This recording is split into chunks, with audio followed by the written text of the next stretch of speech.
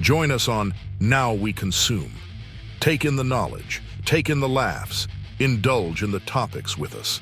The Now We Consume podcast will take you through the parts of your day you normally dread. Why suffer through the existential crisis of life alone when you can do it with us? And now we consume. This is not meant to be a conspiracy episode or podcast, but we may cover some topics that dance that line like a toddler dances on their mother's last nerve. This podcast is rated I, for immature audiences only. If you are someone that routinely questions your own sanity, life choices, and also hates the government, then you too are in the right place.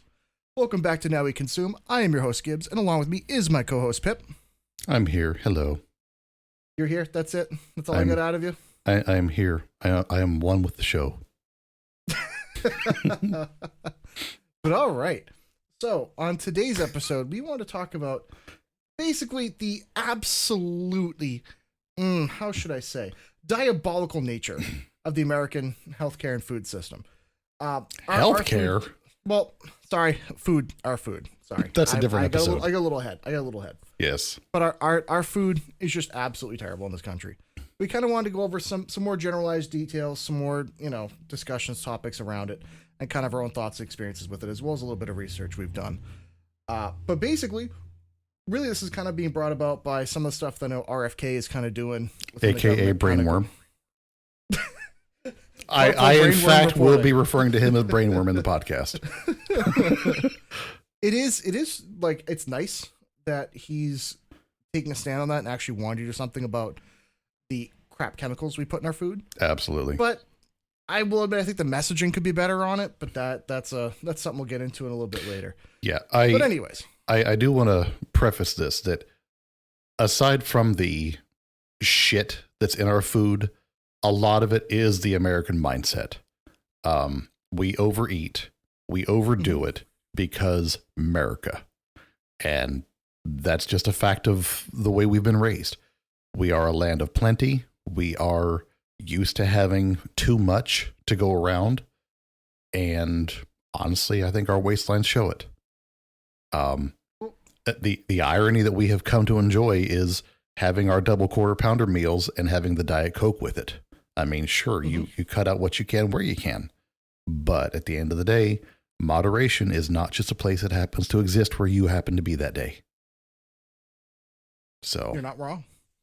Well, the reason I want to bring up the healthcare thing was really because a lot of this kind of stems from, you're right, with what Americans think is healthy and with the food pyramid that they released in the 50s and 60s. I know we touched briefly upon that a little bit. Yes. But a lot of our health problems stem from not just the chemicals and the poison food, which we're going to get into, but this really starts from in America when it comes to the food pyramid with being your grains, your calories, your calorically dense foods being at the bottom, and putting things like meat and vegetables and fruit way up higher to have less of, which is really kind of the exact opposite of what you want to do.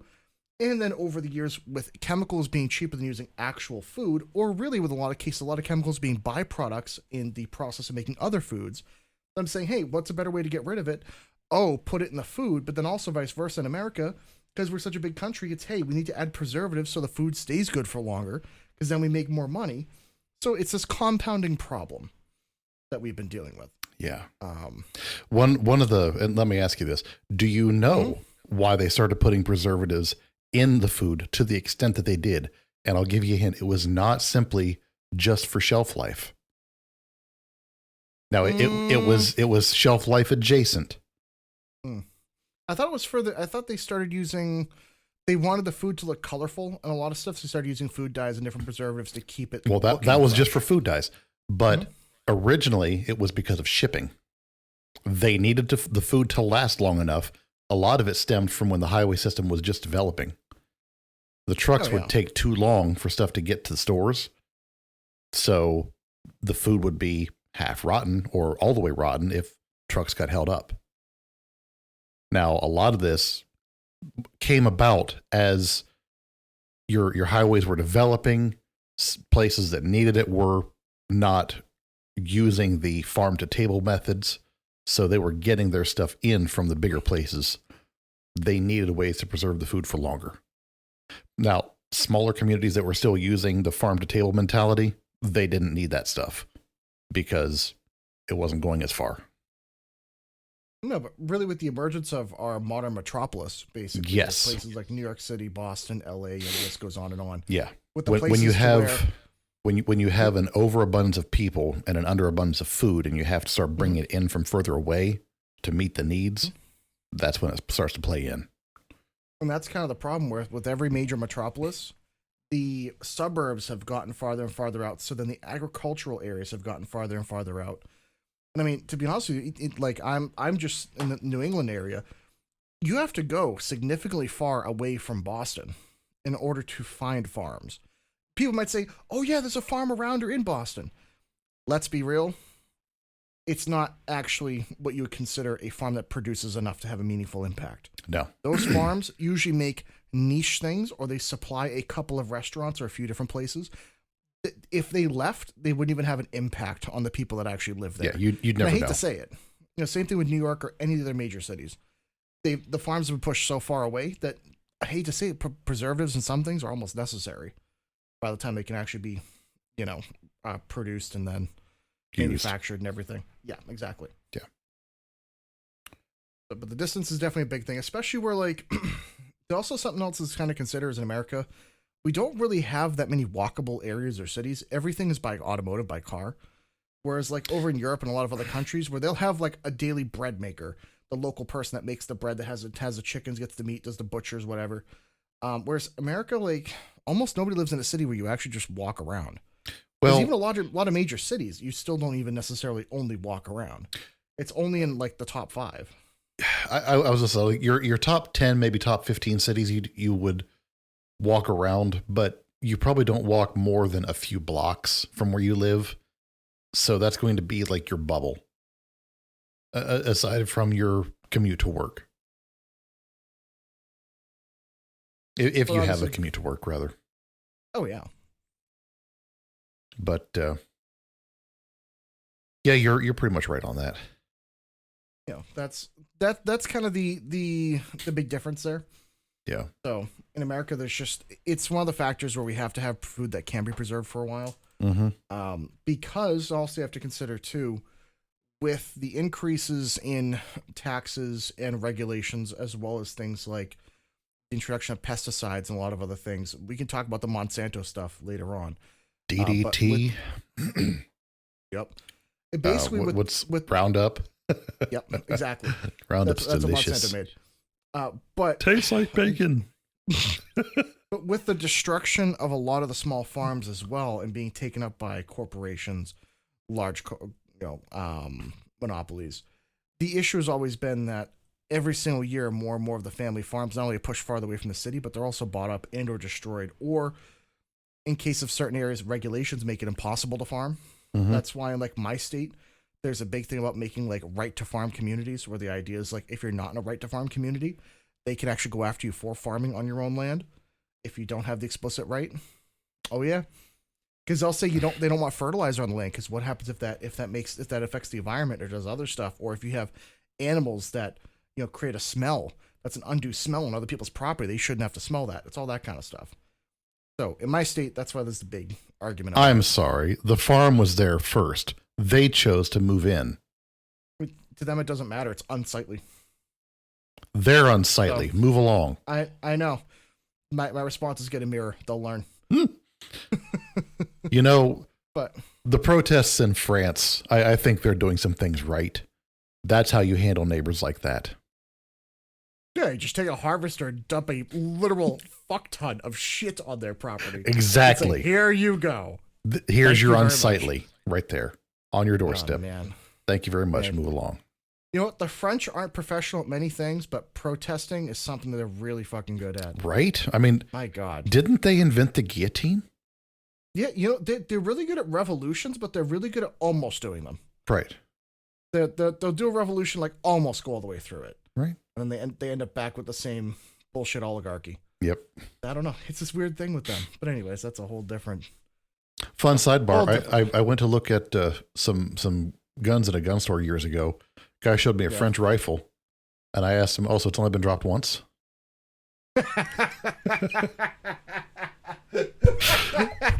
All right, that's a new one. I like that. That's funny. That's funny. Uh, Oh man. it took him a solid second to think about that when he started cracking up laughing. Man. But They didn't even make that many good rifles either, now that I think about it. yeah, they've only had a Jesus. few.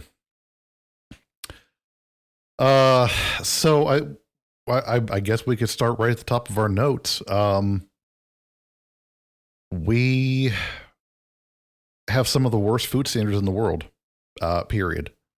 A lot of our food is banned in other countries, not just for the chemicals that are in it, but because of the ingredients that we allow in it. A lot of our bread counts as cake in other countries because of the amount of sugar in it. Why our bread has to have sugar in it is beyond me. Now, I understand putting sugar in it for like the fermenting process for the yeast.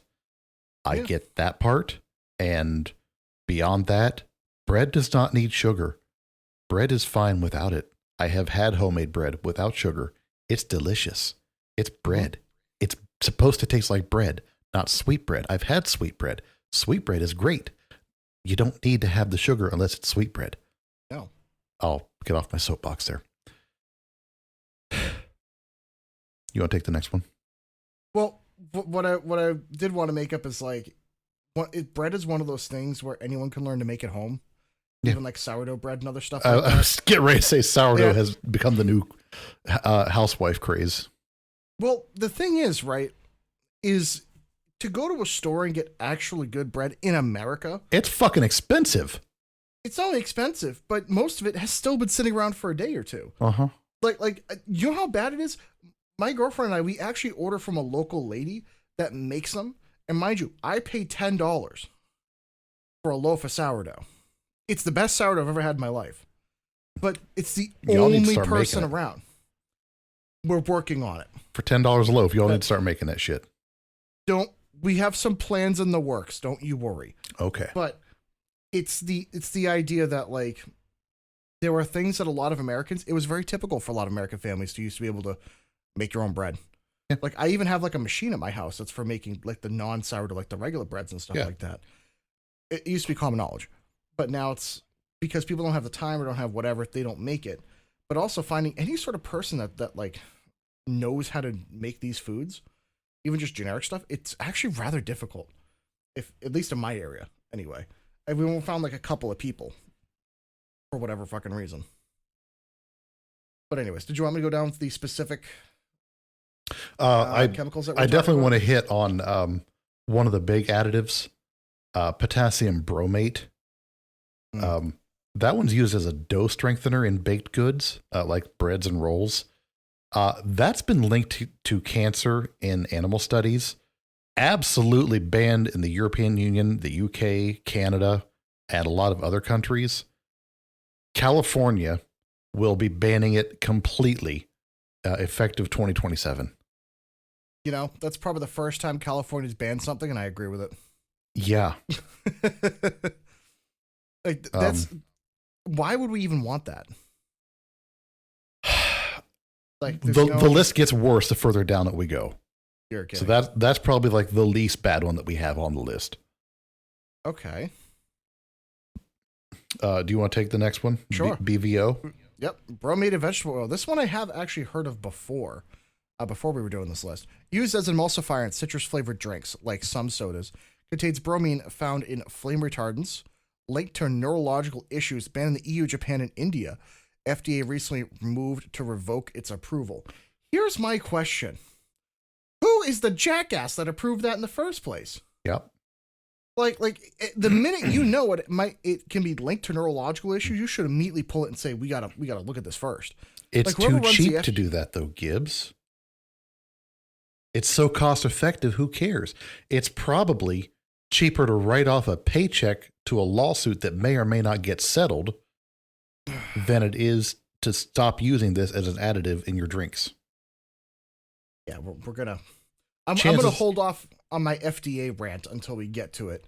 We have a whole episode planned on the FDA and FEMA and all that other shit. Some of the alphabet agencies. One of my personal favorites to rant about: titanium dioxide. Used as a whitening agent in many processed foods, including candies, desserts, and soups. It is the white part of the white icing in Pop-Tarts. That's like the most known use of titanium dioxide in food.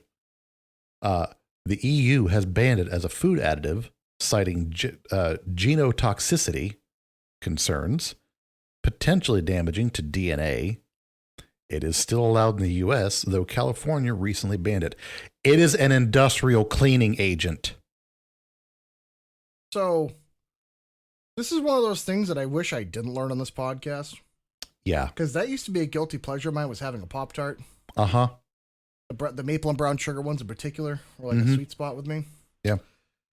I used to love the s'mores ones. Yeah. And they have titanium dioxide. It's in like industrial strength degreasers. So what the fuck is it doing in the food? Exactly. The whitening agent? Well, how is that the easiest road to make it whiter? I mean, fuck, look at us. We're white as shit. I know. That's probably where I get a lot of it. That's probably my problem. That's why I can't tan anymore. Too many goddamn Pop-Tarts. Yeah. Give him Oside chats and give me a minute. I'm going to throw up my brown sugar Pop-Tarts. Yeah, dude, that's wild. Because so just so chat knows, I only looked up a few of these before because I wanted to react to these live. That one actually makes me really sad. Like, I hope everyone at home understands that, like, a Pop-Tart to me have like a special connection, and that you just ruined tomorrow's breakfast for me. Thank you. You are welcome, sir. Now I have to find some other way to start my work week. That's yeah. Weird. And to all those people at home that are listening to the podcast that morning had a Pop-Tart, and now they're listening, I'm sorry. But potential damage to DNA? Yeah. Genotoxicity? Like, what? Yeah. That is so. I had to dig just a tiny bit. Commonly used in auto lubricant products such as greases, gears, gear and engine oil, can also be found in, if this loads, cosmetics, building materials.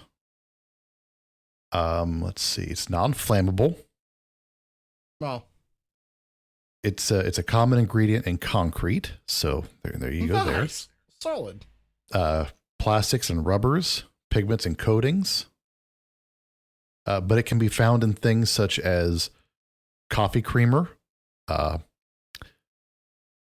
non-organic milks. Yeah. Salad dressings. Wait a minute. If you just infant formula. No. Yes. Fucking no. We're feeding. We start our kids off right. That's why I really believe we should just go breast milk if you can do it. Oh, 100%. So many of the kid formulas are full of shit that I learned recently. Yeah. Oh my God. It's a baby formula? Why? Why does it matter what color it is? If it's a whitening agent, why? Yes. Okay. Oside Chat is asking the right question. Hold on. Which creamer? Also, if you ruined Fairlife milk for me, I'm going to have a fucking problem. If that stuff is in Fairlife, I live off that shit as a man that's trying to eat fewer calories and drink more protein. That's... No, don't you do this to me. I'm sorry, Gibbs. No, don't do this. Yes. No. Fairlife milk products contain titanium dioxide, specifically low-fat and skim milk varieties, as well as some chocolate milk options. God damn it, Bob. Now, I mean, I'm sure my DNA can handle a little bit of Fairlife. I don't know if I can give that stuff up. It's so good. It's that pisses me off. Okay, I wonder now if it's in the chocolate one. Maybe it's only what's the that? vanilla one. I wonder if it's in the chocolate one. Maybe it's yes. It's specifically called out chocolate as well. Yes. So there you go. Well, just shoot me in the balls. Why don't you? Yeah. Everything sucks. I know. I'm going to let you take the next one, but I do want to have a little sidebar on this. So go ahead and take this one away. So this one I do have a sidebar on as well. We may have the same sidebar. probably very similar. The U.S. also allows artificial food dyes, dyes like Red 3, which are recently banned, but as well as they will be banning things like Red 40, Yellow 5, Yellow 6, Blue 1, Blue 2. Now, this I have actually seen before, and I do want to back up here. It's linked to hyperactivity in children and potential cancer risks in animal studies. It requires warning labels in the EU and are banned in some European countries. They're found in candies, things like Skittles, M&Ms, although M&Ms in Sweden are banned due to a trademark issue, not dyes. But they're in things like cereals, processed snacks, and drinks. Basically anything with a bright color to it that's either red, blue, yellow, any one of the primaries. So something that my girlfriend noticed, because she works with kids that are on the spectrum, she noticed years ago, mind you, this is like 4 or 5 years ago, that some of the kids have a big reaction to certain food dyes. Yep. Some kids are fine. Some kids totally are not. Some kids, whether it be ADHD or ADD or even, on the autism spectrum or anything like that, it would totally, for some of those kids, throw out their routine. It would just throw them completely out of whack. Yep. And she always mentioned something to me about it. And like, I believed her, don't get me wrong, but I never really looked into it until more recently. And like, holy crap, there are some kids that it's like putting them on a drug. Like you would think that, it's just a dye. In our minds, you're thinking, it's just like something that's like a colored water type of thing, or maybe like a light chemical, but nothing crazy. No, some of that stuff is nasty. Yeah, some of these food dyes are insane. The sidebar I wanted to specifically mention was these food dyes are getting banned. Yes. A lot of the companies have already started to submit chemical name changes to get around the bans. A lot of the lists are already coming out. That should not be allowed. Money talks, buddy. Yeah, but the FDA needs to make a rule that for one chemical composition, it should have one name and that's it. Yeah. That's it. So this is actually, my mom's been fighting for this actually in the local government for a while, because she has like a brain and spinal fluid issue. So for her, food is really important because she has a severe MSG allergy where if she has it, she's basically disabled for a day. Oh, wow.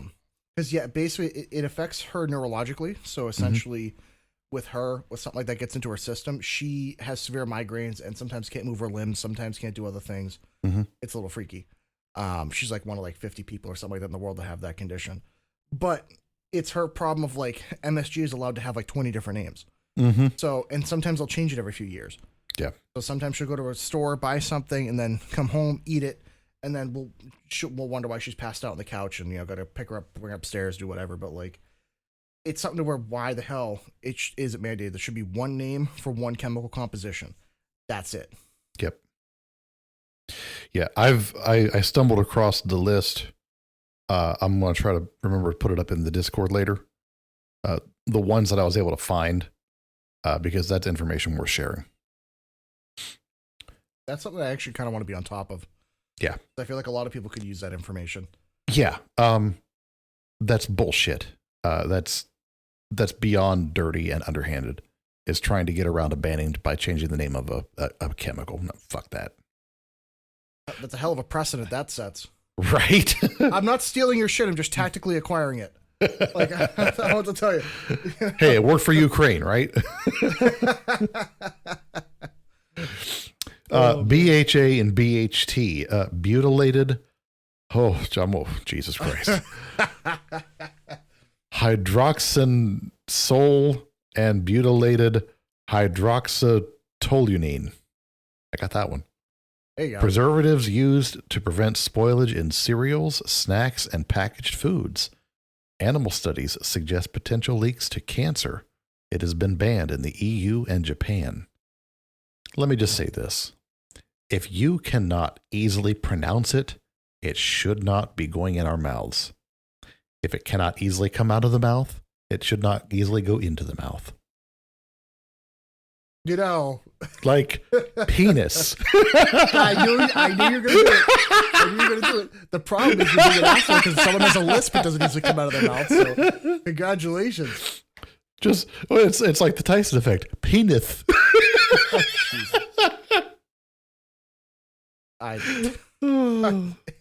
Anyways, but no, I do agree with you that there are some things to where if it's even questionable, why the hell is it allowed? Yeah. Especially, like, why aren't we looking at other countries and being like, hey, if even they, mind you, this is Japan, who they're not exactly known for eating the cleanest food when 80% of what they eat is seafood. A lot of it has, like, no. other poison. Japan has got some extremely rigorous food safety requirements. Now when do. India, if some of these, we already mentioned India has banned some of this shit. When a country like India is saying, no, that's too dangerous for our food, buddy, Have you seen they allow the street food to exist in that country. And oh my God. Have you ever seen the AI videos of the average Indian man? And it just shows like a video of Gandhi just basically shitting straight diarrhea, floating like a hovercraft going down the street. The entire street is brown. Everything is brown. It's stuff like that. The street food videos from India upset my stomach for 3 days. Just the videos. It's so bad. My favorite one was the guy that literally scratched inside of his asshole and then go serve people food with the same hand. Yeah. I never wanted to go to India before, but now I really think we might want to nuke it. I don't know. Yeah. Like, it's kind of at this point. Hey, if India and Pakistan go to war, at this point, it looks like they might. At this point, do we just kind of like step out of the way and be like, well, it's a problem that solves itself. But no, what I was getting at with Japan is like, with what their standards used to be with the amount of fish that they ate and the amount of crap that they ate out of the ocean, if even they have had this stuff banned for a while, why doesn't that raise a red flag? Yeah. You're like, they might be onto something. Yeah. But no, why would we? Yeah. I'll let you take this next one. Oh. Good luck with that one. Azotocarbonamide. Yeah. Or short ADA. It's a dough conditioner used in some breads and baked goods, also used to make yoga mats, linked to respiratory issues like asthma by the World Health Organization, banned in the EU. You know what? Yes, I love chewing on a yoga mat. You know what I was going to say? Every time I have bread or something, I can think, man, this does not taste as good as my yoga mat. For whatever reason, it just doesn't compare. It's just not as salty. I don't know. I just can't. Yeah. Can't deal with it. Ugh. I don't know. Gotta have that taste of fresh taint sweat to go down. Need that good gooch juice, right? Well, Did you get asthma because of the bread? Maybe you said. Maybe. You may have a bread allergy because of the stuff in the bread, buddy. You know what? That is something that I don't know if it's because we report it more often nowadays, or maybe more people have it, but I know food a lot allergies. of people have asthma. Well, not just asthma, but food allergies in general. I'm not so sure it's because of the food itself or because of the additives in the food. But a lot of the food allergies that we have now did not exist 50 years ago. I know. So, RBST and RBGH, recombinant bovine somatropin growth hormone, synthetic hormone given to cows to increase milk production, linked to potential health issues in cows and elevated levels of IGF-1 in milk, which some studies suggest could be linked to certain cancers in humans. It's been banned in the EU, Canada, and other nations. Still legal in the US. Milk is often labeled if it's RBST free. Which, by the way, to find milk that's RBST free, you have to basically buy specialty milk. Any of the regular milks you get at grocery stores, they have it in it. I've tried. Yeah. That's something I've tried before. Yeah. So drink milk to get your dose of growth hormone. Hey, drink your milk, you grow up big and strong, right? They weren't wrong. They weren't wrong, but they didn't mention the cancer. That's the problem. That's why you're bigger. You got an extra couple pounds of cancer on you. Yeah. Whoops. It's just a mass. It's okay. It's benign. It's fine. If you let it go long enough, it'll be a third arm. Don't worry about it. It's fine. Jesus this is delicious. This one's tasty. Nom, nom, nom, nom. Give it to me, Gibbs. It's so tasty. It's so tasty. Could you not? Jesus Christ. I don't know what's wrong with you. How many times have you dropped as a So child? much. Only Jesus twice. Christ. Only twice. What, down 3 flights of stairs? 2. Okay. Fair enough. Anyways, besides the point. There's also chlorine washed chicken, the practice of washing chicken in So chlorine bath. tasty. Would you quit it? God damn. But there is the practice in different factories of basically washing the chicken in chlorine baths to kill off bacteria. That has been in the EU over concerns it can mask poor hygiene practices. I will tell you this, as someone that owns chickens, I have friends that raise chickens, that slaughter them, do everything. If you do it right, you don't need to chlorine wash them. You don't need to do any of that. So if other companies are doing it, it's because they're probably doing what they consider the free range chickens, which are like 10,000 chickens in a big warehouse, and they call it free range, and they basically never give them sun, never give them air, never give them whatever. They just fatten them up and then let them die or kill them. But they get so big that they basically fall over, break their legs, and then they die. You really don't need to do that if you're doing it right. So the fact that they do it means you know they are not screening this stuff. They're not doing it properly. But it's really inherent with the problem when you're trying to deal, several 100,000 pounds of chicken a day. Is really there's just no manpower. There's no way to do that effectively. So this is kind of like the natural problem with it. So it's a damn shame that, our standards are better with it, but is it chlorine? Isn't that what they were talking about? That also could be like a carcinogen. So just saying. You'd have to fact check me on this, but I believe it's one of the ones that is fat soluble. And that's why it's such an issue. I didn't know that. I might be thinking of something else, so please fact check me on that one. But if I'm wrong, please let me know.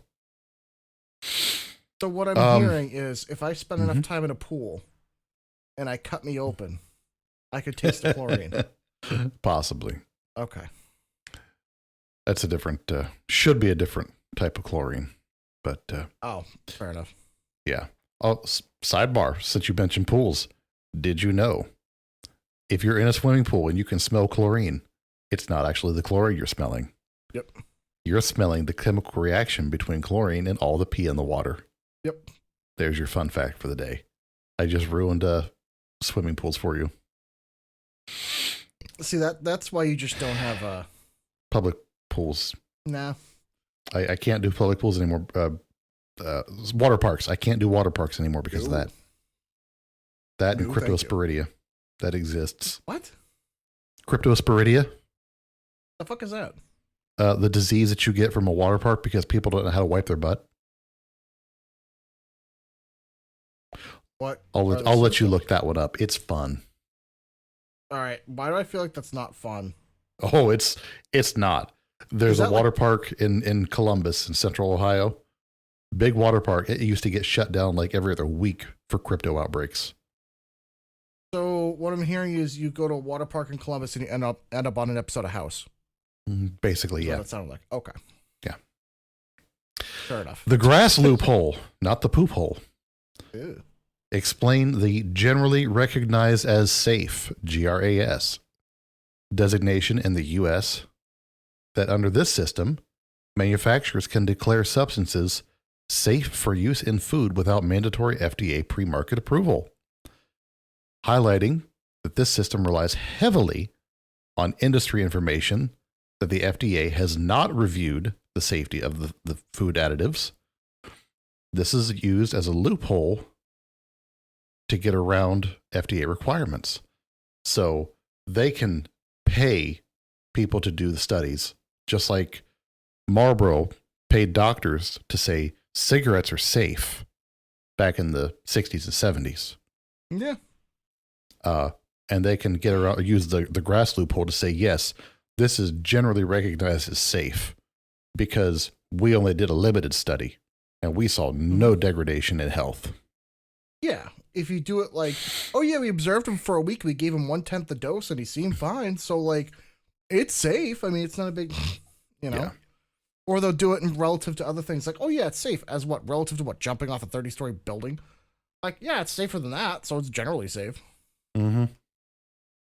Yeah, using legal loopholes when it comes to food safety, probably not the best avenue. When we Just my 2 cents. When we do the FDA episode, you guys are going to understand this. This is something I looked up a while ago. Tyson Chicken spends more money on hiring lawyers to get around safety standards than they do on actually having safety standards. So, because I watched a documentary on that years ago. Yeah. I don't buy Tyson Chicken for that reason specifically. You know, every day I get older, there's another day that I understand why people are into homesteading. Uh-huh. Like, I get it. Yeah. I really do. Yeah. But so outside of using legal loopholes, lobbying power, I think lobbying should just go the fuck away. It should not exist. that is something that we actually covered on a previous episode. Yeah. I had a solution for that one. Did it involve a guillotine? Well, we can. That'd be the final step on that one. But basically, how it really should be with any of these companies is it just should all be done on a public platform, a public website, where any official inquiry or lobbying should be done. You know, obviously, no funds can exchange or no quid pro quo, none of that.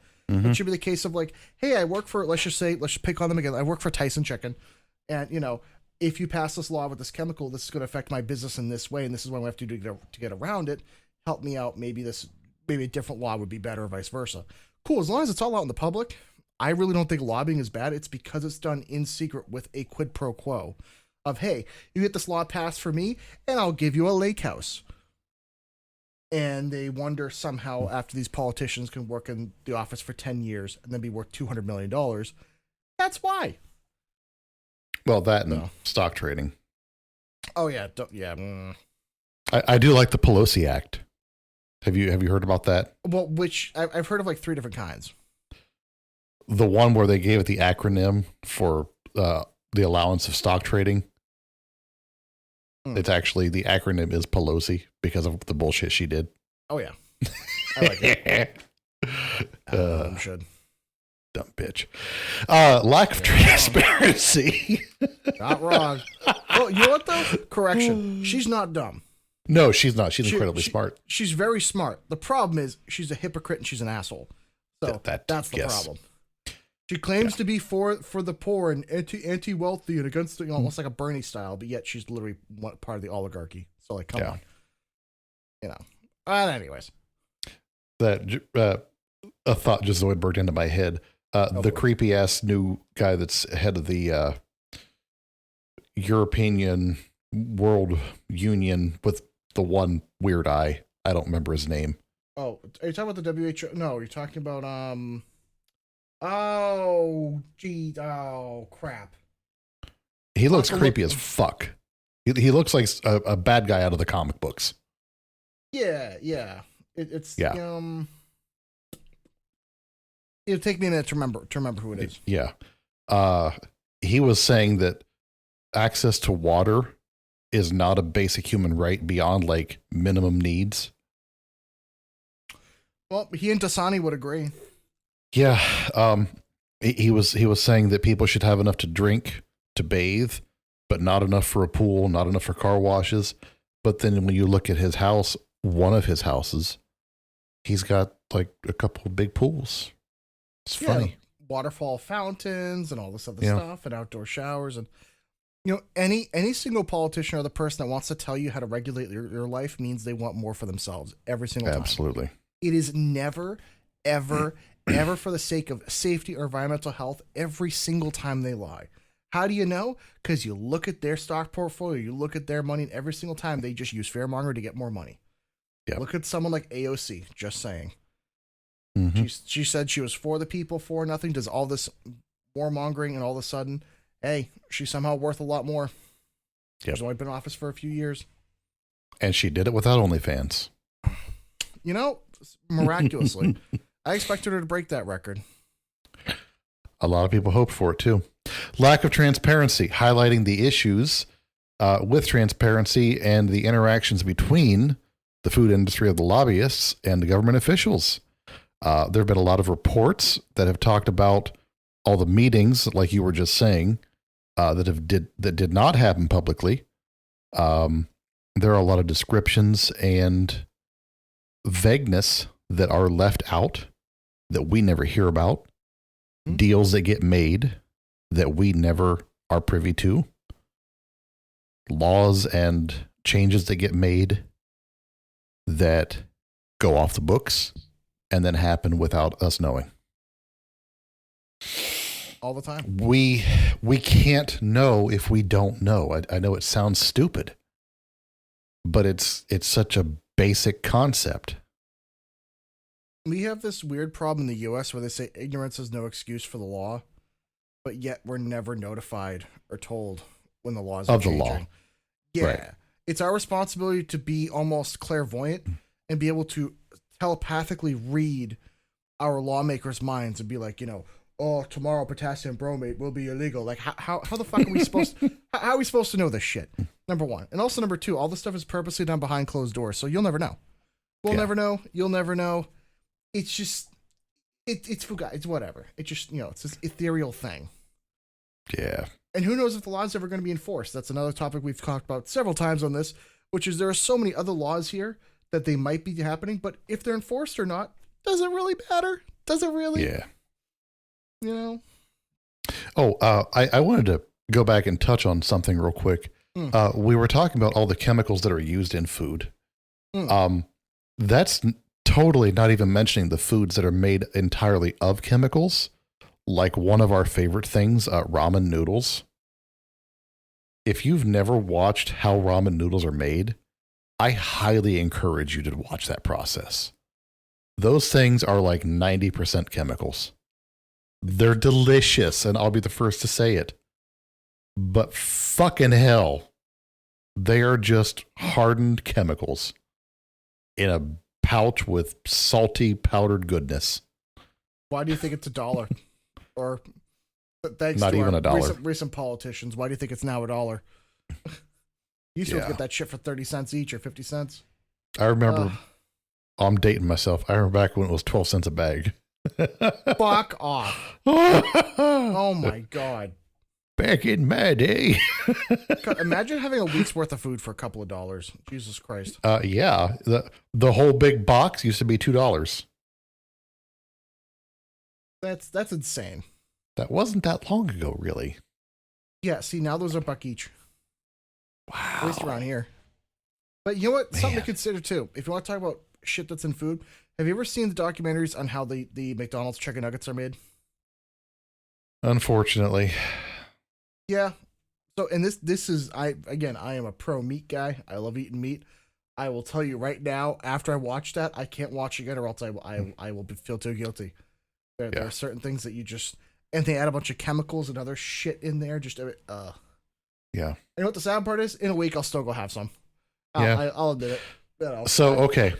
Since you brought up McDonald's. Yeah. I have moved very far away from eating McDonald's in the past couple months. Mostly due, take it for what you will.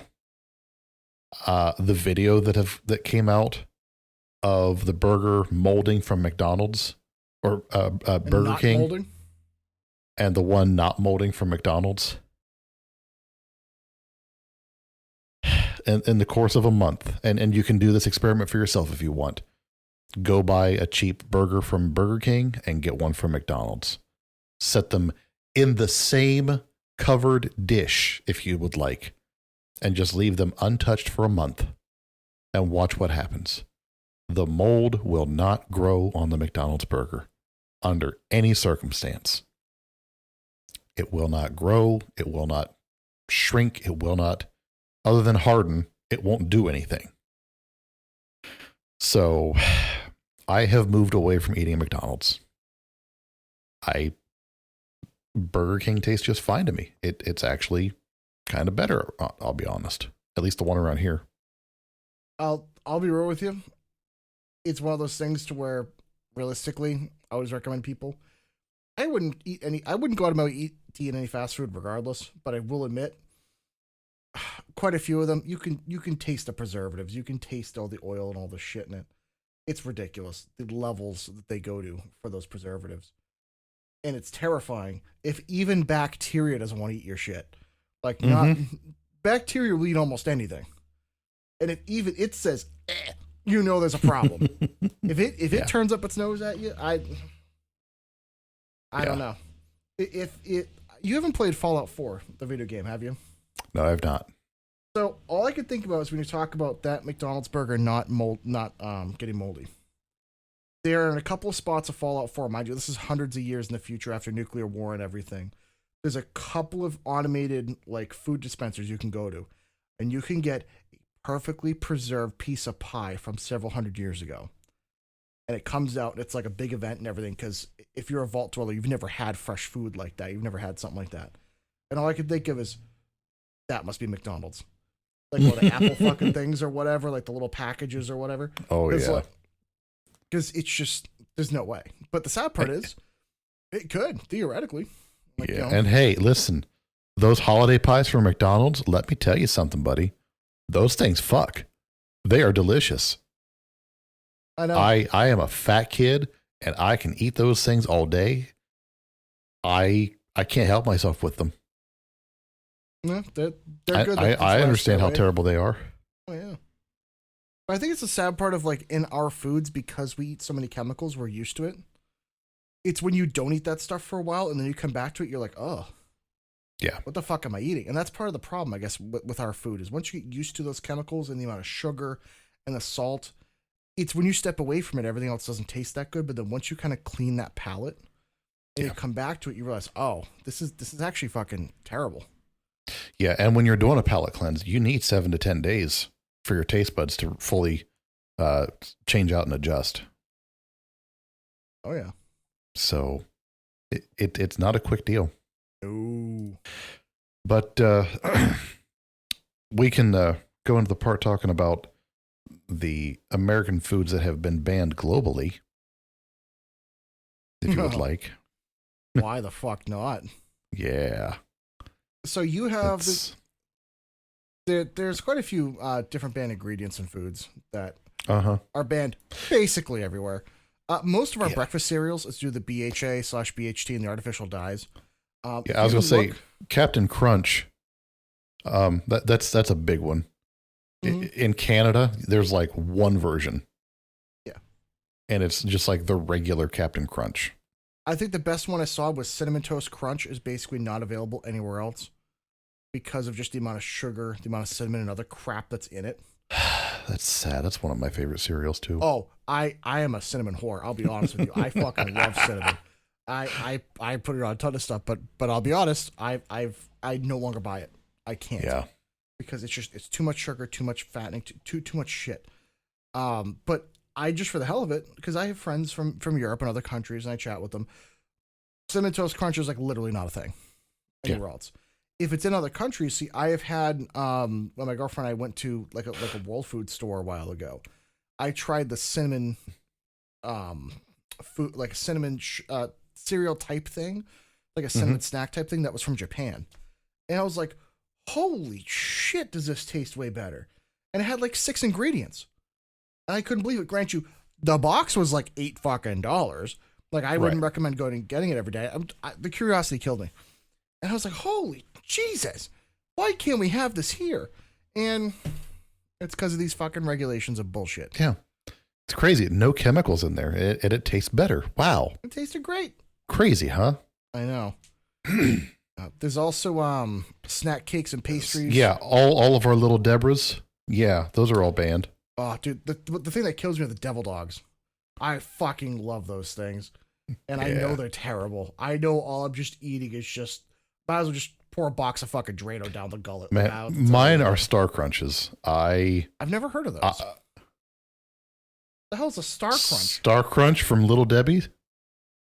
I couldn't even tell you what that is. Oh.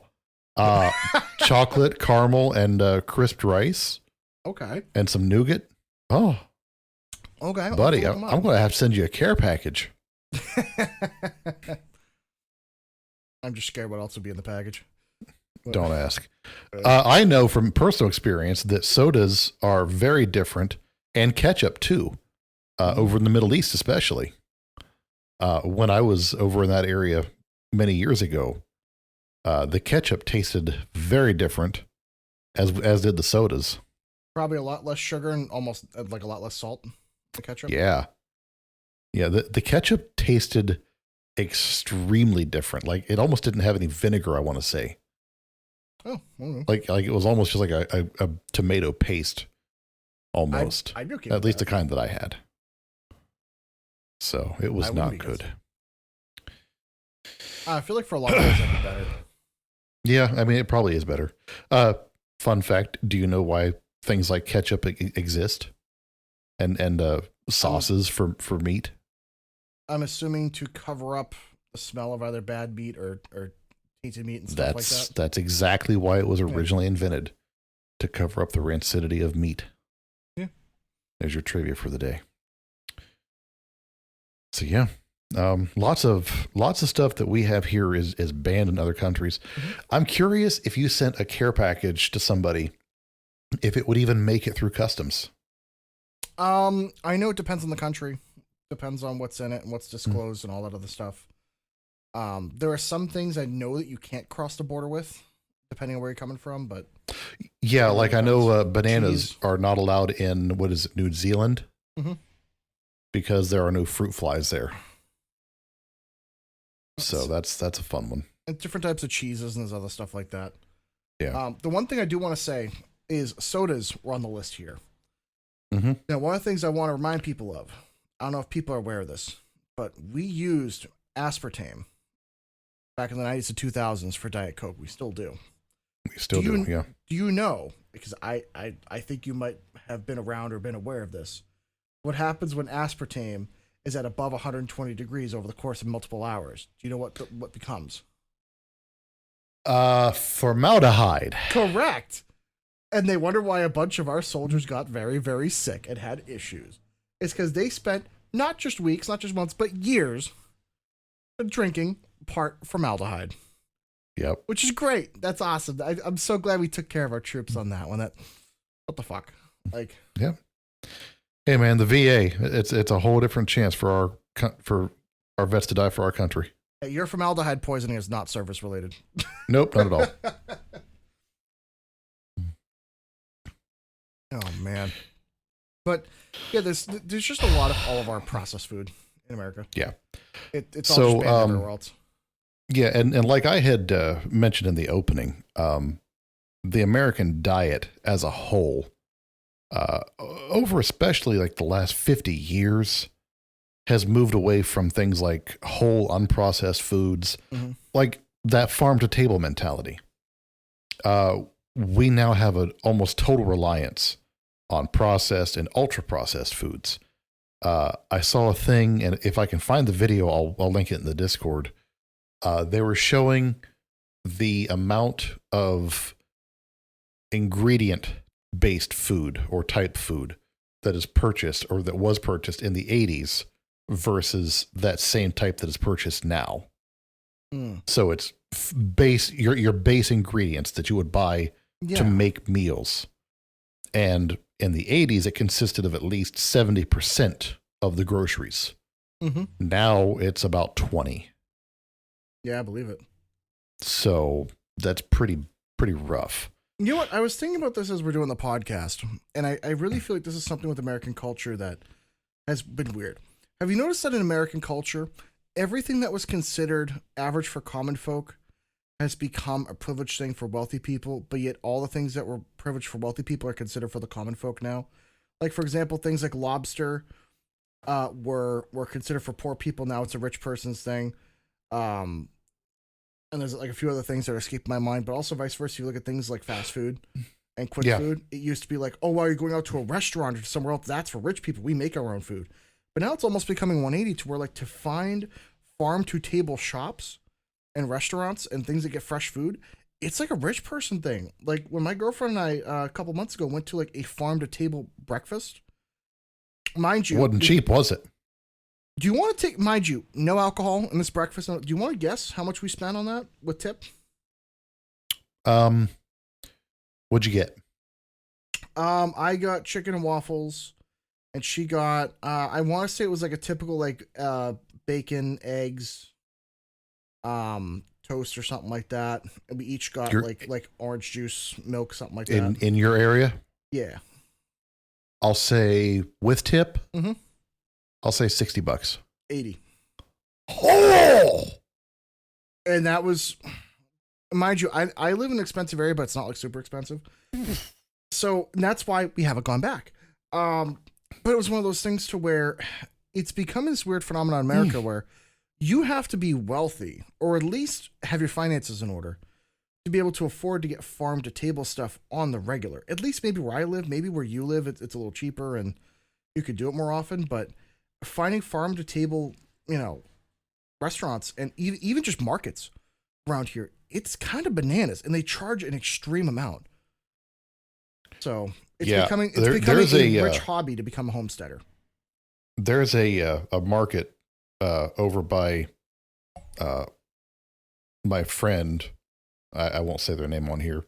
You know them. You met them when you were here. There's a market over by her place. Let me pull them up right now. They specialize in selling locally raised farm produce, essentially. But like their beef. Let me look at the beef real quick, because this is so okay. New York strip.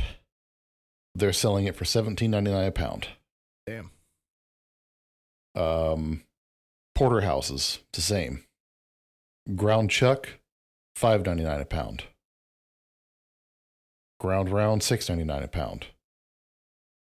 T-bones, $17.99. Sirloin, $10 a pound. They do sausage in bulk, $2.99 a pound. They also do boneless, or is that bone in? No, that's boneless. Boneless chicken breast, $3.29 a pound. So I mean, that's all locally raised. They also have locally made cheeses. They have eggs, and they're reasonably priced. They do not have $7 a dozen eggs right now. Their eggs are like $3 a dozen. So that's better than some places. That's a lot better than a lot of places. I'm going to send you just on Discord while we're on here. So to give you an idea of the prices in my area, I'm going to send you, this is the prominent butchery or butcher shop that's in my area. I'm just sending you to their shop thing. I want to get your live reaction on here. Okay. You look at their prices, and you might happen to know the prices in your area, and I'm curious to see how you would react to some of their prices. Because, I'm seeing your face right now. So for the people that are watching, his jaw basically just hit the floor. So to give people an example, I'm not going to name the business because, to be fair, in my area, they have very good quality meat. However, to get 3 pounds of sirloin tips, 3 pounds of center cut pork chops, 5 pounds of ground beef, and 2 whole chickens, it's $100. Good God. And that's something to where, realistically, if you have a family of 3, that'll probably last. It's maybe a week's worth, maybe 2 weeks, a week to 2. The average. Okay, let me pull these guys up. What? Do you have their menu up? Yeah, the one that I sent you. Yep. Yeah. Okay. So how many of what? So 3 pounds of sirloin tips. 3 pounds of sirloin tips. Yep. Well, they don't have sirloin tips listed here. They probably have them. Would it be under anything else? Maybe I'll find an easier one for you to look up here. Okay. So I have a better list here. This might be easier. 3 pounds of center cut pork chops. Or just 3 pounds Okay, of pork so chops. pork chops. All right. Mhm. Let me get the old, as a friend of mine used to call it, the crankulator. Sounds like something you do in private. Jesus. Right. Okay, pork chops. Boneless? Center cuts. Yeah, I believe they'd be boneless. Yeah, boneless. How many pounds? 3. Okay. 3 pounds of ground beef. 3 pounds of ground. So, okay. 1 pound of bacon. Bacon, bacon, bacon, bacon. Bacon. Bacon right there. 2 pounds of Italian sausage. Italian. 2 whole chickens. Realistically, that's probably 4 pounds of chicken. Whole chickens. He's got them right here. Oh, cool. And then 2 pounds of shaved steak.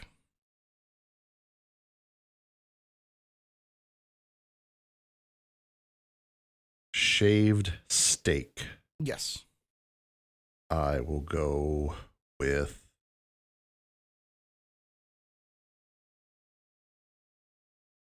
probably like round steak would probably be the closest thing. Yeah. So how much does that come out to you for you? 71.18. 90. And there's no food tax here. So it's 71.18. Oh, we have a food tax here, so this would be closer to 100. Yeah. No, that's $71. Yeah. But anyways, the point I wanted to make with this is in America, in order to try and eat healthy, it's rather difficult, actually. Mm-hmm. We have several local markets around here that they're not great, but they have some stuff, but they're all very expensive. Getting homemade cheese is damn near impossible around here. To further that point, what I wanted to bring up, because of the scarcity and difficulty of getting healthy food or healthy food alternatives, is the rising chronic diseases in this country. And it's one of those things to where, do we blame people for what they eat? In a lot of ways, yeah. However, there has to be a bit of understanding here where, for a lot of people, it's actually difficult to find healthy alternatives for stuff. Especially if you grow up with the American food system. And I will say this, thanks Michelle Obama for completely fucking over the high school. Michael Obama. I'm not going there. Not even going there. But now you just derailed my whole thought. But no, don't you dare. No. FBI, I like my life. I'm good. I don't want to get whacked. I'm good. I have nothing against the Clintons or anyone else. I'm not getting involved. But what I was getting at is, unfortunately, there's not much access in many cases for people that have healthy alternatives to food. Yeah. It's not so much as what they eat, it's what they're able to eat. And the other problem is with a lot of these foods, they're designed to keep you hungry. They're not designed to be satiating. They're not designed to give you that protein kick. They're not designed to be filling. The issue is a lot of kids eat very calorically dense and empty things. And even people too as well. But once you're on that style, once you're on to eating that way nutritionally, it almost never ends. So,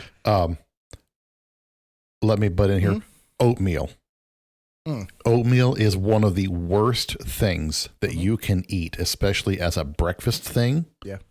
Because it spikes your insulin and can put your body into a chemically induced fight or flight mode. There has been a study. Yes, oatmeal too, buddy. There has been a study that was done. They gave kids a heavy protein like omelet for breakfast. They gave another group oatmeal, and they gave another group just like whatever. They checked blood levels, and they allowed them to eat as much as they wanted, as often as they wanted. The oatmeal group constantly had to eat. They were not getting filled. They weren't getting sustained. The omelet group, they almost never asked for more. So they were full, they were sustained, they were being held over. Blood levels were low, They had no cortisol, I think it is. Low cortisol, yeah. Yeah, they were much better off physiologically. So high protein, higher like good cholesterol, HDL, I think it is. Those are the types of meals you want to gravitate towards. Things like oatmeal, bad juju. It's one of those things. What I will tell people, this in my experience with that, oatmeal, as in the Quakers, the stuff over the counter, the quick, easy stuff. You can get protein oatmeal, which is completely different. It behaves like oatmeal, but it's actually not oatmeal. That stuff is half decent. But really, anytime you start your day, you got to start with some proteins. Your fats, your carbs, and your protein. You have to. If you don't, you're going to be craving. You're not going to be. Well, unless you're doing like a carnivore diet. Well, that's totally different. That's a specialized. If you're doing a carnivore diet, all the power to you. That's awesome. Something I'm kind of considering doing. The problem is you got to really commit to it. Yeah. And it's not easy. But no.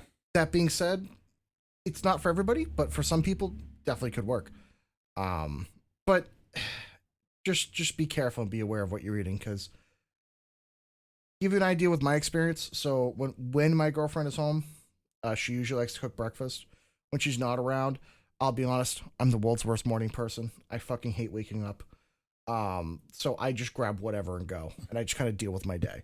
Or I'll end up just sitting there and be like, oh, great. So great, show what the fuck. A can of Blur.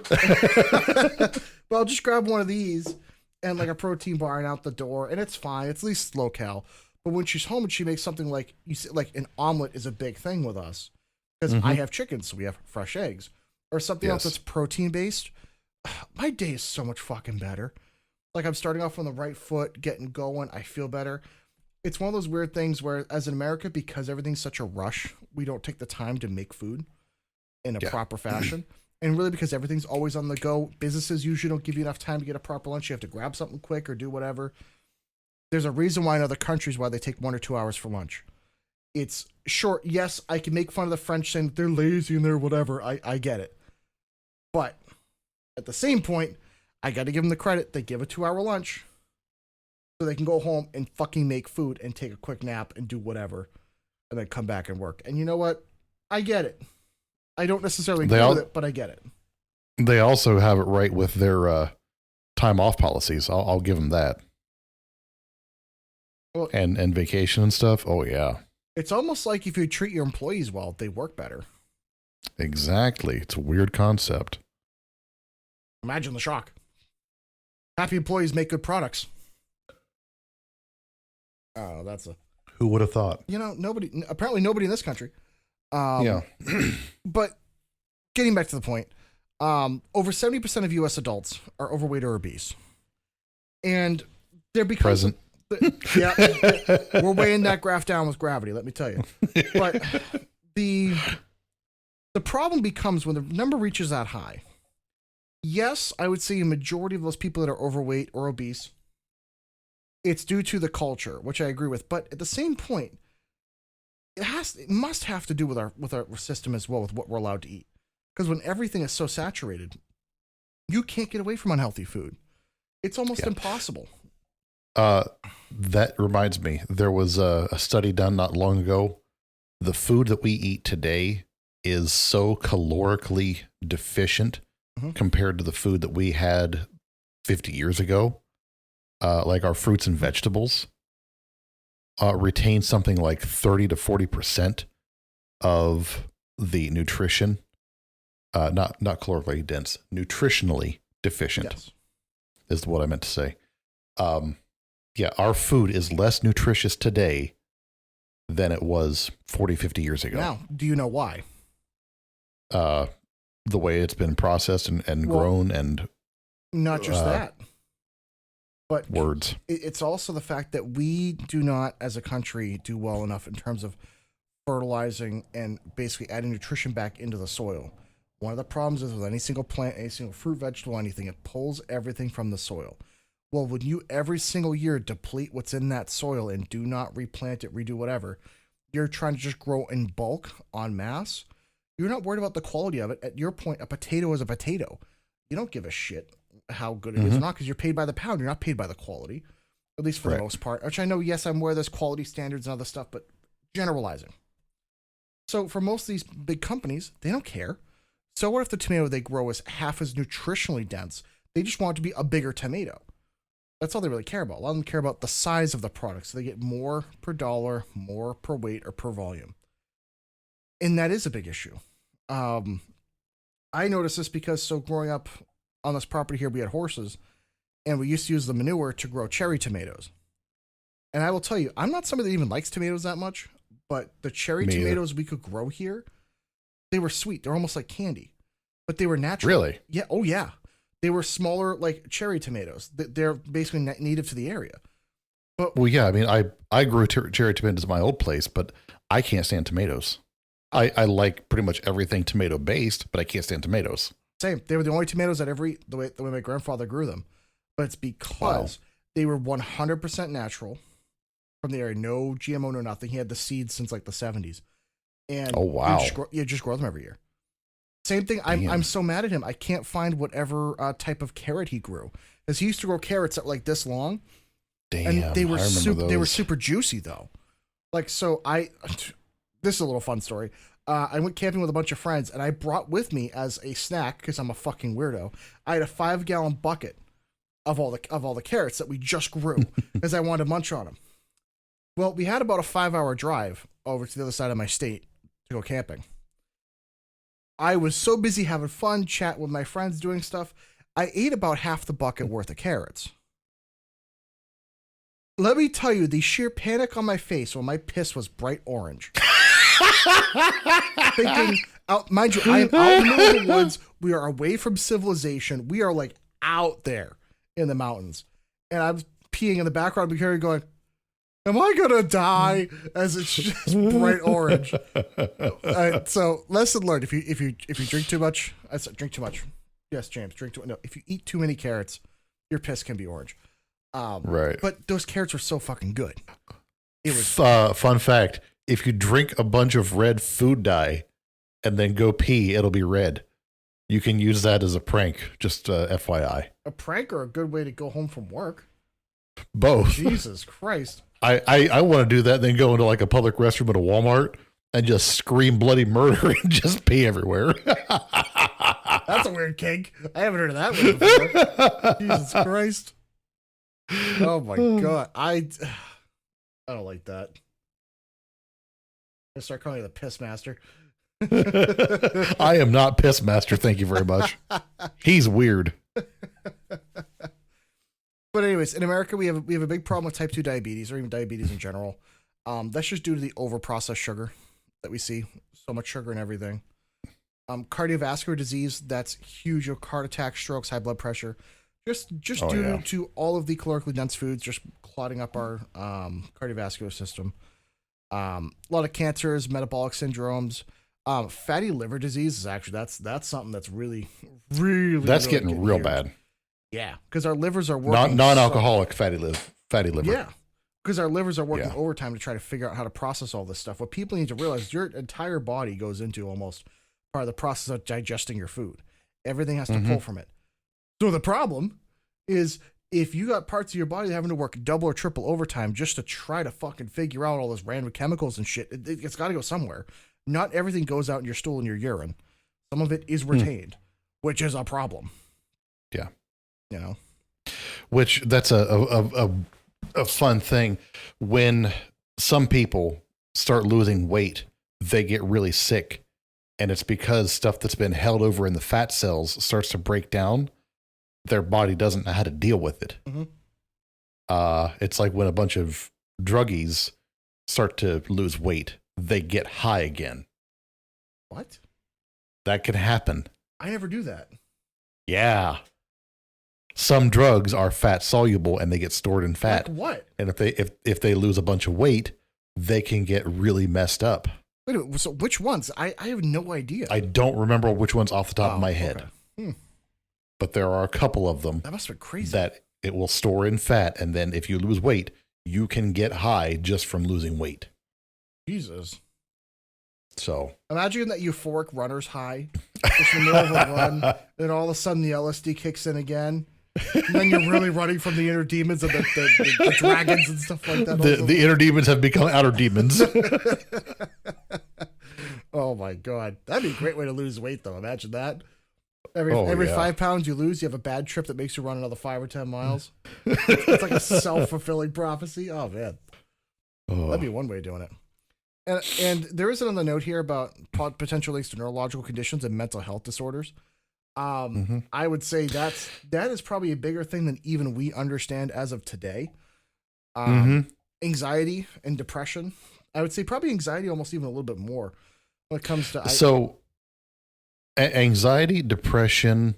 I'll even go down the slippery slope and say a lot of the potential gender issues that are being linked to mental health issues, autism, and the rates of diagnosis of it could be linked. I'm saying could be linked to the chemicals and the trickle down effect of all the stuff that's in our food, because at the end of the day, we do not know what's going into our bodies, altering stuff in our bodies, and being passed on. Especially you don't know how they're interacting with previous medications, anything else that's going on.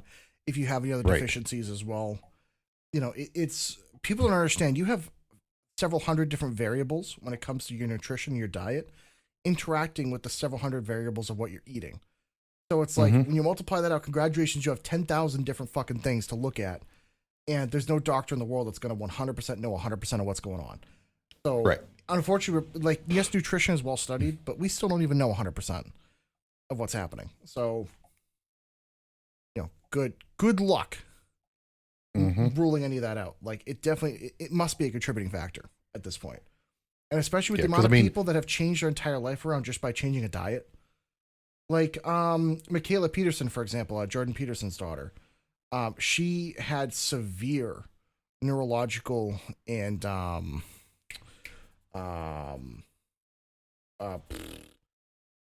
like issues with her antibodies and stuff like that. Whatever that's called, like autoimmune type deal. Thank you. I couldn't think of the word. But she switched to a carnivore diet, and all that cleared up within a matter of weeks. And now she's purely carnivore. Really? Yeah. And because she lives in Canada, it's better than America. But I think she probably moved to America at this point. But because of where they live, they did have access to some stuff, but they still had chemicals and things. I wonder if there's a lot of people that because they don't have access to actually clean food, they're always going to have these symptoms and these side effects, or to some point it's contributing to some factor. We'll never know how much, but I will say I think the number one problem I see for most people is you're going to see sleep issues with the way we eat, especially with the amount that we eat just before we go to bed and when that stuff kind of hits you. And definitely, I would say anxiety's up there too, with a lot of people that just have too much sugar, too much stuff, too many highs and lows and crashes throughout the day. It just completely displaces your mood. So insulin resistance is a big thing. 100%. Yep. So pay attention to what you put in your mouth and put in your body.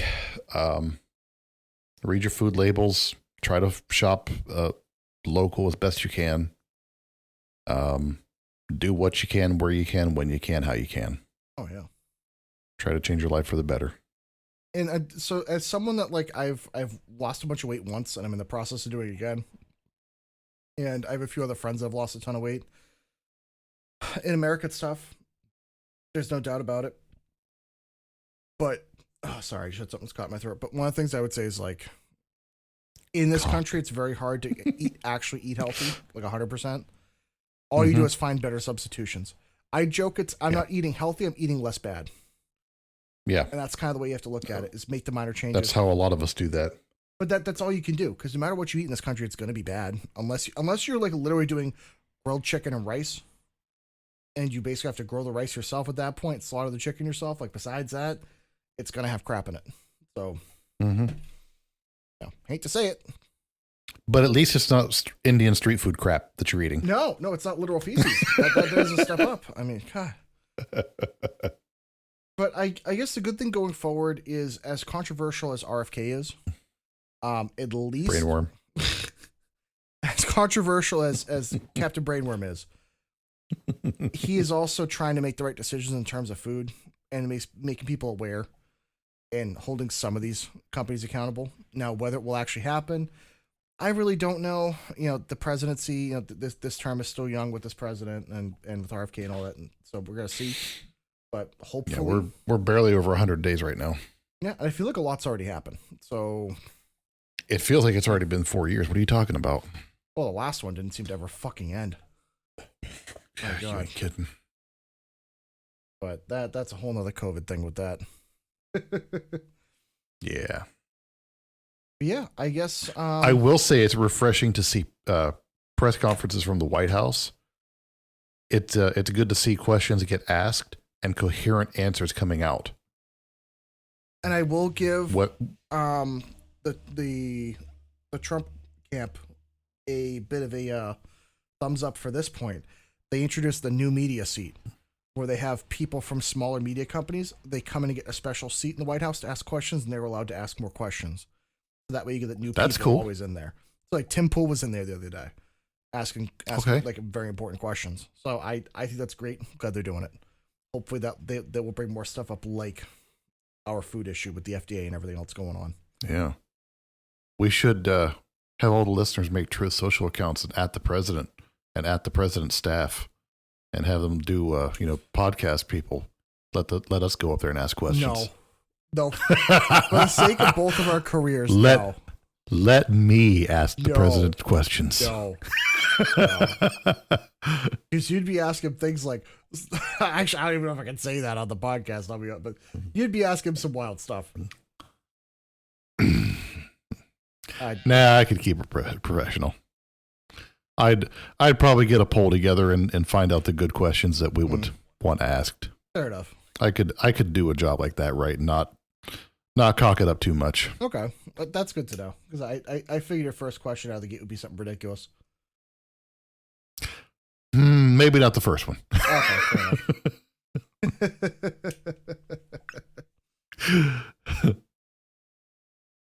Oh man.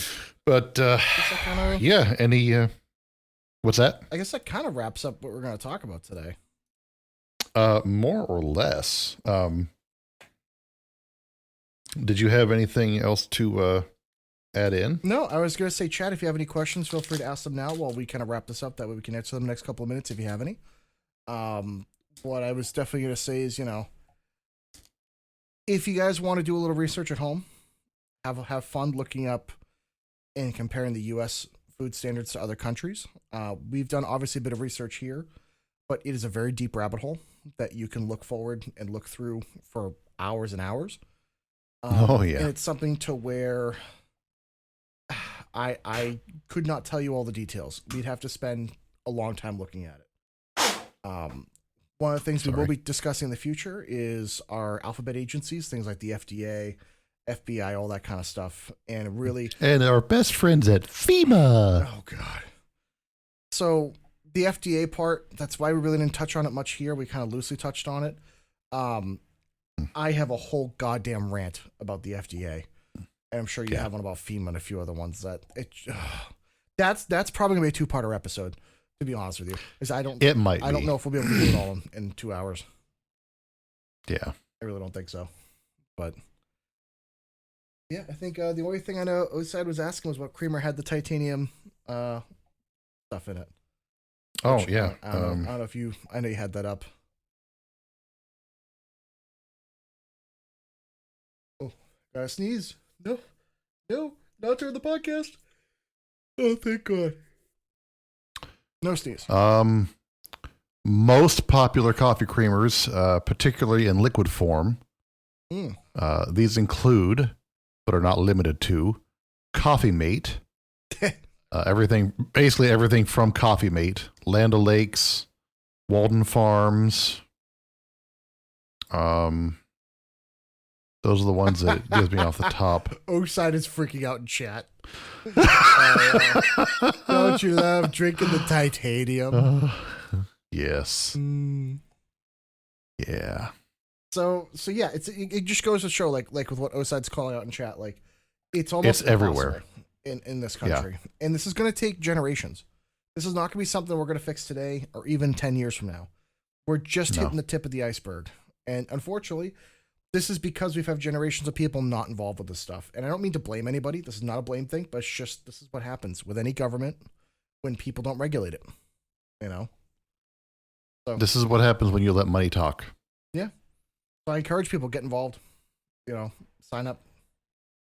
Yeah. You know? And if anybody noticed my background today, if you can call it out, I won't say it here, and nobody who knows from earlier gets to call it out. But if you know what this is from, let me know. It's from a movie. It is from a movie.